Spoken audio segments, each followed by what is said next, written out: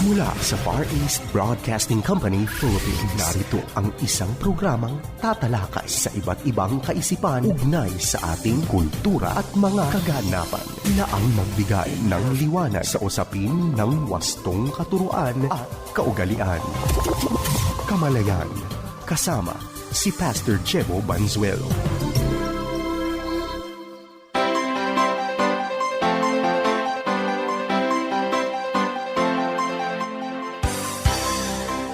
Isang mapagpala at mabiyayang araw mga kapatid. Ito pong inyong lingkod, Pastor Jebo Banzuelo, at kayo po ay nakikinig sa programang Kamalayan.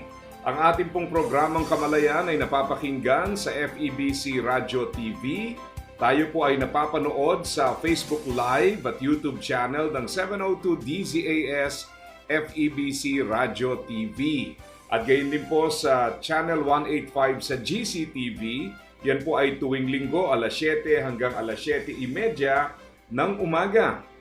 Kumusta na kayo mga kapatid? Sana po ay nasa maayos at mapagpalang kalagayan ang bawat isa. Tayo po ay nagpapasalamat siyempre hindi lamang sa ating mga taga-subaybay, kundi sa ating mga kasama sa ministeryo na nagbibigay ng katiyakan sa pamamagitan ng kanilang paglilingkod na ang ating programa ay inyong mapapakinggan. Ito pong linggong ito ay tinatalakay natin ang tungkol sa mga hamon, yung mga problemang dumarating sa ating buhay. At kagaya po ng ating natalakay na, may mga problema na avoidable, mga problemang pwede namang iwasan. Meron pong mga problema na pwedeng i-anticipate o ito yung problemang pwedeng paghandaan.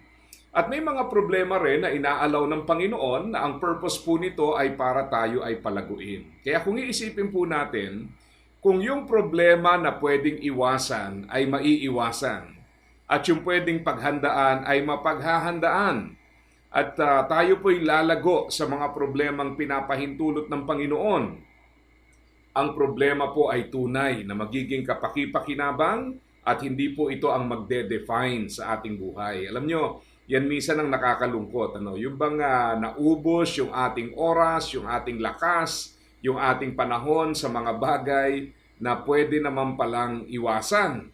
Sabi pa nga ng isang author, paminsan po gagawa tayo ng problema, tapos pagdating sa susunod na season ng ating buhay, lahat ng nagawa nating problema sa first season, sisikapin naman nating solusyonan sa second season or maybe aabot pa yan sa third and the last season ng ating buhay. Nakakalungkot yan kasi ang nangyari para bang puro paggawa ng problema at pag-solve sa problema na lamang ang nagaganap sa ating buhay. So, there is a better way. Kaya dito po sa James chapter 1 verse 2 hanggang verse 5, ito po ang sinasaad ng talata. Dear brothers and sisters, when troubles of any kind come your way, consider it as an opportunity for great joy. For you know that when your faith is tested, your endurance has a chance to grow. So let it grow. For when your endurance is fully developed, you will be perfect and complete, needing nothing. If you need wisdom, ask our generous God, and He will give it to you. He will not rebuke you for asking. Ito pong passage na ito, kasama nung ating tinalakay nung nakaraan sa Romans chapter 5, sa mga unang talata, ay nagtuturo sa atin ng naiibang tugon sa problema. Actually, nung aking inaaral ito, napaisip din ako saan nga ba nanggaling yung ating pananaw at mga nalalaman tungkol po sa problema? Hindi ba't karamihan sa ating mga reaksyon, mga nalalaman sa problema ay maaaring yan po ang ating kinagisnan, naobserbahan sa mga mas nakatatanda, o kaya naman ay yan ang nakikita natin sa mga pinapanood o kaya sa mga taong nasa ating paligid. Siyempre, kung yung mga taong ito ay wala namang alignment sa tinuturo ng banal na kasulatan, natural, pag dumarating ang problema, talagang mabigat ho epekto. Kaya pag tinignan nyo sa lipunan, actually, minsan tinanong ko ito Sabi ko sa isang grupo na aking tinuturuan, ano ang paraan ninyo ng pag-handle ng problema? Nako, kanya-kanya hong mga magigilas na sagot. Merong nagsabi, Pastor, dinadaan namin sa mabuting usapan. Nako, nagiinuman. Ang katanungan po nasolve ba? Sabi ko, nasosolve ba? Ang kasagot-sagutan, pastor, hindi. Pero pansamantalang nalilimutan. Okay. Kaso lang ang problema, nahimasmasan ka, nandyan pa rin yung problema at marahil pa nga nadagdagan pa. So, hindi po solusyon yon. Kaya nga kung papansinin mo, maraming tao ganyan ang approach sa problems, di ba? Magkakaproblema, dadaanin po sa pag-inom at kung ano-ano pa. So in the end, sa halip na masolve ang problem, you actually create complications. At sa halip na mabawasan yung problema, nadadagdagan pang lalo. Sabi nga ng isang author, paminsan daw po, ganito ang mga response natin sa problems. No? Yung iba ho, we seek an explanation. Lord, ipaliwanag mo sa akin bakit nagkakaganito. Di ba? Hindi natin matanggap hindi natin maisip bakit. No? So we ask the question, why? To some people, hindi po explanation ang kanilang hinahanap. They resort to an exit. Ayan, exit. May mga iba nagpapakamatay. Yung iba ho ay talagang totally tumatalikod sa problema. At ang bukang bibig pa ng iba, problema na nga, wag mong problemahin. Ano? Actually, yung mga salitang yun, mapanganib yun hindi pwedeng hindi mo harapin ang problema dahil kung nandyan ang problema at hindi mo hinarap, hindi naman masosolve mag-isa yan. Kailangan natin ng pagharap dyan. And some people actually grow and become better because they endure through the problems. Paminsan, ang panalangin din ng iba, Lord, exempt me from the problem. Sana po iwag akong magka-problema. Well, depende po. May mga problema kasi na ang tingin natin ay problema, pero ang reality po, pinadadala sila sa atin para tayo po ay palaguin. Parang ganito. Halimbawa, ikaw ay nasa eskwelahan at sinabi ng teacher, meron tayong exam. Yan, tanong, problema ba o hindi? Siguro sabihin natin, syempre, pastor, problema. Ako, teacher po ako dati. Kaya may mga pagkakataon na yung mga estudyante, pag may exam, hanggat maaari, ipagpaliban, saka na lang, o kaya ay magbigay ng clue. Naku, marami yan, yung magbibigay ng clue. Minsan binibiro ko pagka-exam. Halimbawa, 2 oras yung exam. Minsan po, 1 oras, tapos na Kaya lang yung iba, ayaw pang umalis. No? Bakit? Naghihintay pa ng habag at biyaya sa dulo na baka merong clue na ibibigay. Ano? Sa halip ho na maging exam, nagiging Pinoy henyo yung kanilang exam. At nakakalungkot po, pero talagang ganyan ho tayo. Gusto natin exempted Pero actually, ano bang purpose ng exam? One, for the sake of the teacher, yung exam po ay para makita niya kung effective ba yung kanyang method of teaching. Ito ba'y naa-absorb ng mga estudyante? And to what extent? Yung estudyante ba is ready for the next season ng kanyang pag-aaral or next level ng kanyang pag-aaral. And then, not only that, maaaring sa estudyante po, ito rin ay paraan para ma-refresh at para seryosohin. Ako, honestly speaking, no, bilang estudyante, bilang guro, napansin natin to minsan yung isang buong semester mong tinuturo, hindi maintindihan. Dahil hindi binibigyan ng sapat na atensyon. Tapos pagka sinabing may exam, 2 gabing pagpupuyat, naintindihan lahat. Minsan nakakapagtaka at nakakagulat. Pero yan po ang reality, Ganyan talaga nangyayari. So, talagang asahan mo may mga ganyang pagkakataon. So, some people actually, when they face problems, yan po ang kanilang hinihiling exemption. Pero, dito po sa passage na ating binasa, tinuturuan tayo ng kakaibang pagharap sa problema.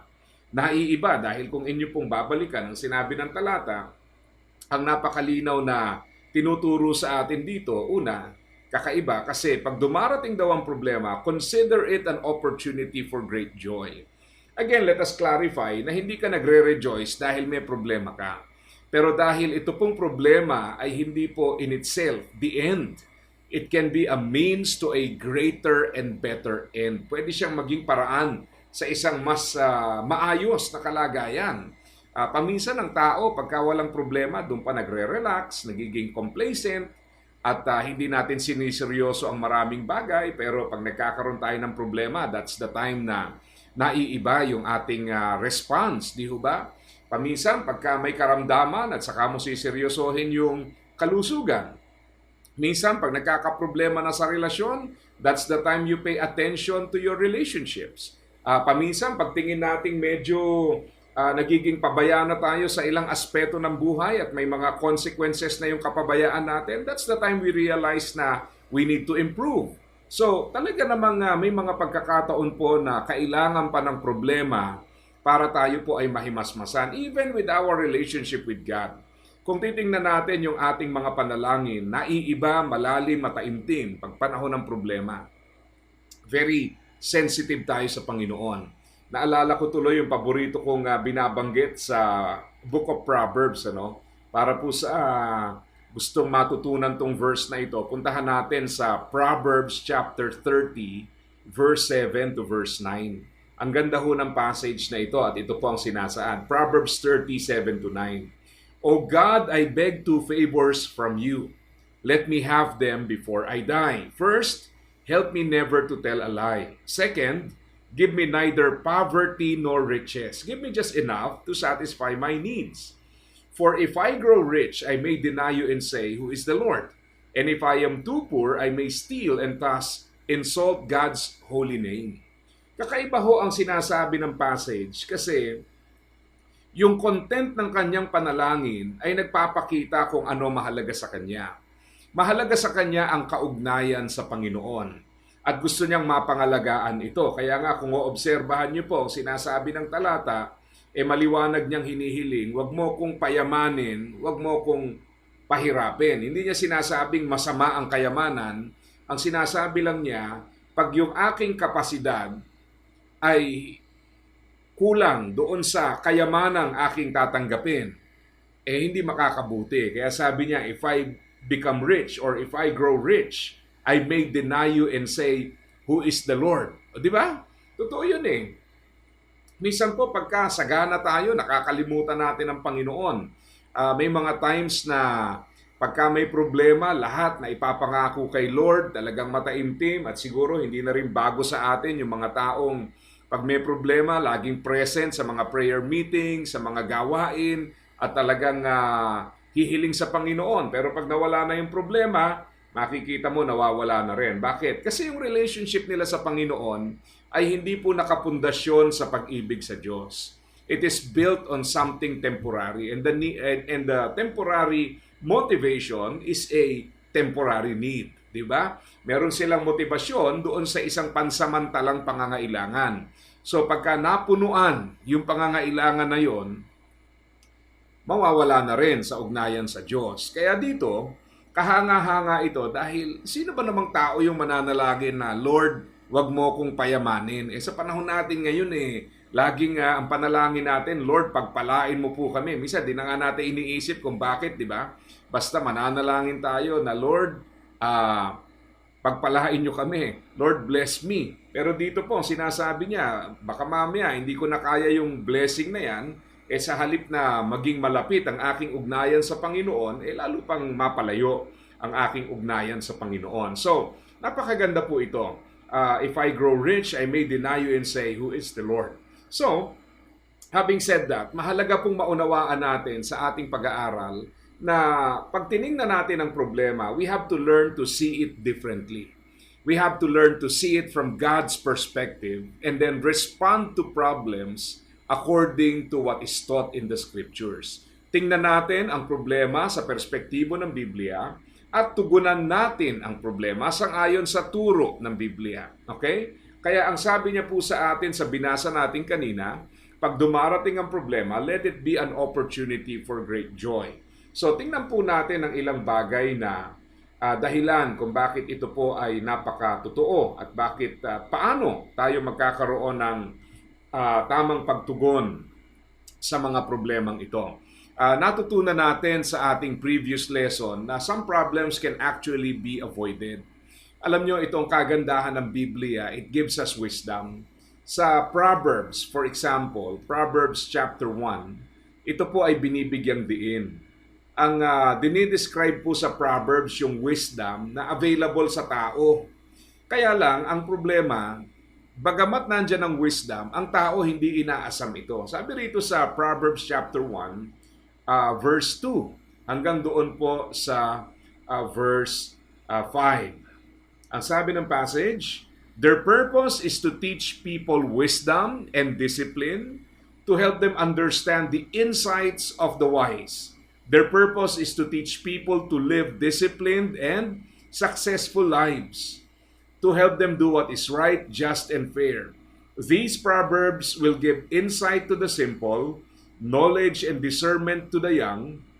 Let the wise listen to these proverbs and become even wiser. Let those with understanding receive guidance by exploring the meaning in these proverbs and parables, the words of the wise and their riddles. So, dito po natin makikita sa mga talata na yung wisdom is actually available. At ano ba itong wisdom at bakit natin kailangan ito? Si Solomon sa kanyang sinulat sa Ecclesiastes chapter 12, ang sabi niya sa mga kabataan, remember your Creator in the days of your youth. Now, ano bang ibig sabihin nito? Ang katotohanan po ito, by the time we gain wisdom, malaking bahagi na po ng buhay natin ang naubos natin. Minsan nga tinanong ko sa isang bina-Bible study ko sa isang grupo, sabi ko sa kanila, kailan kayo nagsimulang seryosohin ang buhay? Nagulat po ako sa mga katugunan dahil yung iba sinabi sa akin, Pastor, hindi pa kami ganun kaseryoso. Yung iba naman, Pastor, 40 years old. Pastor, 45 years old. Pastor, 35 years old. Can you imagine? Magsiseryoso ka sa buhay, nandun ka na sa kalahati ng buhay. Di ba? So by the time na ma-realize mo kung ano yung dapat gawin at ano dapat pagtuunan, malaking bahagi ng iyong formative years, and take note, bahagi ng iyong formative years at malaking bahagi ng iyong prime of life ay wala na by the time na magseryoso ka. And sometimes, nagiging mas lalong komplikado ito dahil may mga pagkakataon po na magsisimula na hindi natin pinapahalagahan yung wisdom ng salita ng Panginoon. So bandang huli, nagkakaroon ng mga komplikasyon sa buhay. Ano bang ibig sabihin? Dumarating tayo sa point na itong ating mga kapabayaan na ito, makagagawa tayo ng mga kamalian which will eventually create limitations in our life. So ang sinasabi natin, dahil po sa mga kamaliang nagawa, dahil sa kakulangan ng wisdom at pag-iwas sa wisdom, nakagagawa tayo ng mali, pagdating ng second half ng buhay natin, pinipilit naman natin i-correct yung mga pagkakamaling ito. Ako, very common scenario yan. Kaya nga ako palagi ko sinasabi, no? Ang pinaka hindi magandang marinig, nakakatakot madinig, no, sa isang tao pag nagbabasa siya ng Bible ay yung mga salitang sana noong ko pa nalaman. Masakit ho talaga yun kasi ang ibig sabihin nun, nandyan lang naman ang salita ng Diyos, hindi mo binigyan ng atensyon, tapos ngayon nabasa mo and then you realize na kung noon mo pa binigyan ng panahon, pinag-aralan, inalam ang kalooban ng Diyos, maraming problema sana ang hindi nangyari at maraming kapasyahan as ang naging tama ang iyong pananaw at pagpursige. Di ho ba? Kaya nga talagang itong wisdom napakahalaga eh. Kaya kung meron tayong wisdom, problems that can be avoided will be avoided. No wonder doon sa James chapter 1 verse 5, sa konteksto ng pagtatalakay tungkol sa mga problema, ang mahalagang dinugtong ng author is that if you lack wisdom, ask our generous God, He will give it to you. Tiyak pong ibibigay niya sa atin. Okay? Ang ibig sabihin po, ito'y garantisadong ibibigay. May mga bagay na hindi natin alam kung ibibigay o hindi, pero sa passage na yon, yung wisdom ay ginagarantiyang ipagkakaloob kung hihingi natin sa Diyos. So walang dahilan para hindi tayo magkaroon ng wisdom. And of course, hindi po yan yung mananalangin ka ng wisdom and then hindi ka mag-aaral ng salita ng Diyos. Kalaki po niyan is that we study the Word of God. Ang sabi nga dito sa Proverbs chapter 1 verse 7, fear of the Lord is the foundation of true knowledge, but fools despise wisdom and discipline. So, narito ang susi. Tuturuan tayo sa tamang pananaw sa buhay, tamang paggamit sa buhay, tamang paglalaanan ng buhay, at maging tamang tugon sa gitna ng mga problema sa ating buhay. Napakalaking challenge po yan para sa atin. At kagaya po na aking nabanggit, nakakalungkot na sabihin Dahil may mga pagkakataon po sa ating buhay na hindi natin na ma-maximize ang presence ng wisdom na ito na inilaan ng Panginoon para sa atin. But if we embrace this wisdom, ang daming problema will be avoided. At hindi lang yon, may mga bagay din po na mas mapagtutuunan natin na magiging matibay na pundasyon ng ating buhay. Pag nagtatayo ng anumang gusali, especially high-rise, keep in mind that the higher the building, the stronger the foundation should be. Mas mataas po ang gusali, dapat mas matibay ang pundasyon. Yan po ay basic principle. Kaya nga sa isang tao, ano ba yung pundasyon? Saan ba nakapundasyon ang ating buhay? So ang Word of God ay binigay po sa atin to serve as that foundation. Kaya nga ang nakakalungkot paminsan, hindi po natin binubuo dyan ang ating buhay. So we try to build only to find out later on we are building on a weak foundation. Naalala ko yung sinabi ng Panginoon, di ba? Yung mga nagtayo ng bahay sa mabato at sa mabuhangin. Parehas nagtayo, pero ano nangyari? Yung pong nagtayo sa buhangin, gumuho. Pero yung nagtayo sa mabato ay nanatiling matatag ang kanilang itinayo doon. The same is true with life. Kaya kung tutuusin po mga kapatid, tama yung sinasabi na pagkailangan natin ng wisdom, nandyan yan eh. Ang sa atin po, ipanalangin natin to, hilingin natin to, aralin natin ang salita ng Diyos. Maraming ang iba't ibang turing sa Bible, di ba? For example, sa Book of Psalms, your word is a lamp unto my feet. Pag naglalakad po sila noon, di ba, parang sa probinsya may dala tayong lampara. Ngayon modern na eh. Yung iba flashlight, yung iba yung flash ng cellphone. Bakit mahalaga yan? To make sure na yung bawat tapak natin maayos, tama at sigurado. Ang ayaw nating mangyari, yung bang mali ang tapak, either may matapakan kang makakapinsala sa'yo, meron kang matapakang hindi maayos na tatapakan at nadapa ka, so problema pa. Pero kung meron kang ilaw, bawat hakbang sigurado. Ganyan po ang Word of God. Sa Book of James, dinescribe to parang salamin. Nakikita natin yung katayuan natin. Hindi ba sa mga bahay, kahit gaano kasimple, hindi mawawala ang salamin. Bakit? Kasi ginagamit mo yan para tingnan yung sarili mo kung okay o hindi. So, ganun din sa buhay natin. Kailangan natin yung Word of God and it serves as a mirror na naglalantad ng ating tunay na itsura. At nakikita natin yung itsura natin, of course, not referring to the physical, kundi yung mga bagay na higit pa sa physical at naitutuwid natin sangayon po sa salita ng Diyos. It is also nourishment to our souls. So, in other words, nandyan eh. Nandyan ang malaking pakinabang ng salita ng Diyos. Kaya nga po, imagine, if you see problems the way the Bible looks at problems, if you respond to problems according to the Word of God, kung paano tayo tinuturuang mag-respond, alam niyo po, ang problema, masosort out natin ng mainam. Yung mga avoidable, maiiwasan natin, mapaghahandaan yung mga problems that can be anticipated, and sa gitna ng mga problemang inaalaw ng Panginoon, we will actually grow and become better. At yan po ay garantisado. Kaya sa ating lahat, sana po maging magandang aral to at reminder.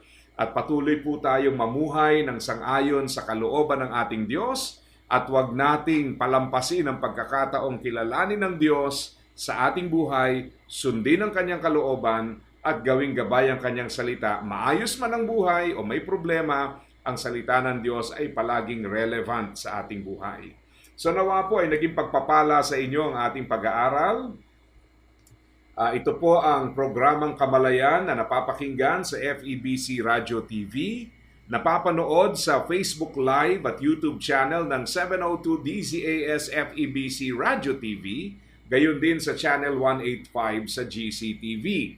Pwede ho tayong subaybayan gamit ang radyo sa NCR 702 DZAS, sa Northern Luzon ang 1143 DZMR, sa Visayas ang DYVS, at sa Coronadal South Cotabato ang DXKI FEBC.